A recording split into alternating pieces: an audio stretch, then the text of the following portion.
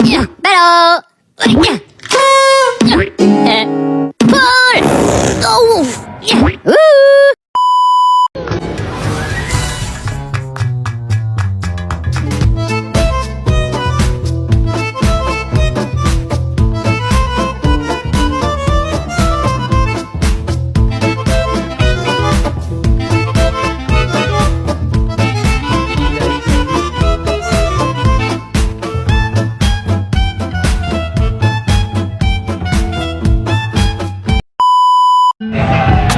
Hi vlog, welcome to my channel.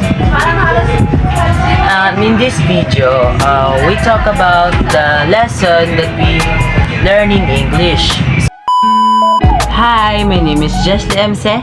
My topic today is about what we learn in English lessons, and it is non-verbal negation. Negative negation. Negative negation. When you express the opposite of statement, you go through the process of negation.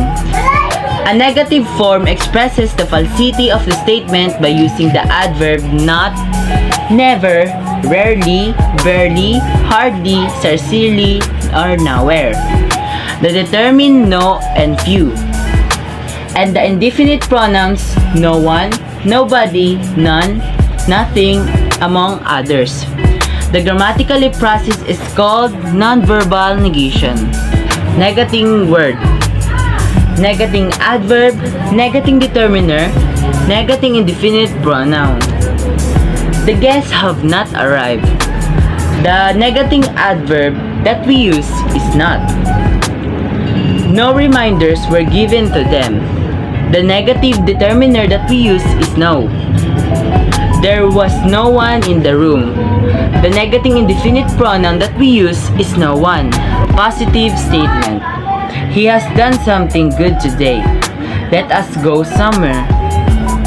Non-verbal negation. He has not done something good today. Let us not go somewhere. Hi, I'm Roice. So, what exactly did I learn in our English topic or lesson? So, join me in finding out and discovering of my learnings and share them with you. So, the first thing I learned in our English lesson were the literature activities with different content, stories that make us learn. The second is the contents of what is really needed to make an essay. Third is the grammar practices that can also be learned a lot, such as positive and double negative, operational definition, technical definition, and many others. Hi, I'm Arianne, and for today we talk about what I learned in English. So now one thing I learned in English is that the double negative. So what is double negative? So the double negative is using the negative in English that can make your sound unclear or uneducated. And for now, I'm going to teach you how to avoid the common mistakes.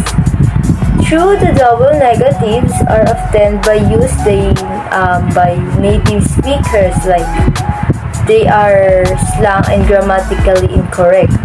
And me, as an English student, it's important to understand slang, but you shouldn't try to use incorrect grammar, especially in cases like this where it can make people think you mean the opposite what you want to say.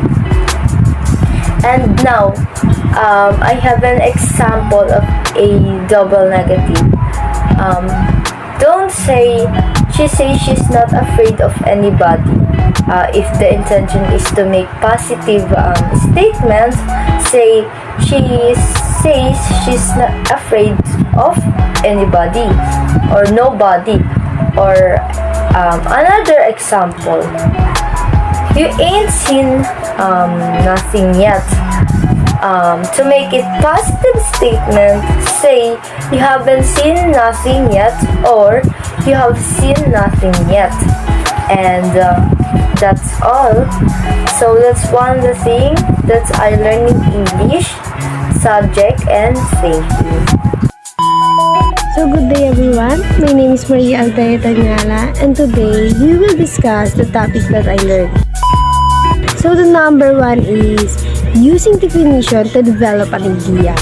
It has 3 guidelines. The number one guidelines is refrain from defining words with a question like is when and is where. The number 2 guidelines is refrain from defining a word by just repeating it or a part of it.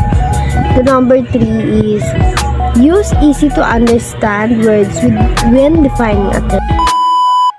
Number 2, the lesson 5 is positive and negative sentences.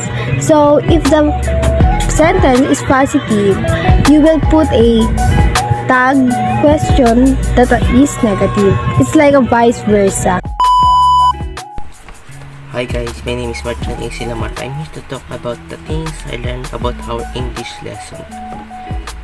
The first thing I learned is the proper way to define a concept when writing an essay, like technical definition. It should have a formal definition, the types, and the parts. After that, I learned that giving definition is not only limited to defining scientific terms or concepts. It can be in positive way, positive or negative definition. And some are making positive sentence to negative sentence and how to determine if it's negative sentence, and the last is to make a double negative. So besides of the lesson, I learned a lot from making essays, sonnets, and poems, giving definition of on following terms, fill the tag question, and so on. English lesson is the positive and negative sentences. It have 3 rules. Rule number 1 is when making a sentences, do not put directly the word not. You need to put first the auxiliary verb like was, is, were, shall, will, and so on. And the second rule is when making a negative sentences, you need to use, or it's required to use, do not, didn't, doesn't, and don't. And the third rule is you need to form a tag question. When the statement is negative, you need to follow it with positive. And when the statement is positive, you need to follow it with negative. That's all. Thank you. Hi, I am Jheyann. So what exactly need I learning in our English topic or English lesson? So join me and find out of my learning and share them with you. So the first thing I learning in our English lesson were it's the content of what is really need to make an essay. Second, grammar practices that can also be needed a lot, and positive and double negative of imagination of definition and many others.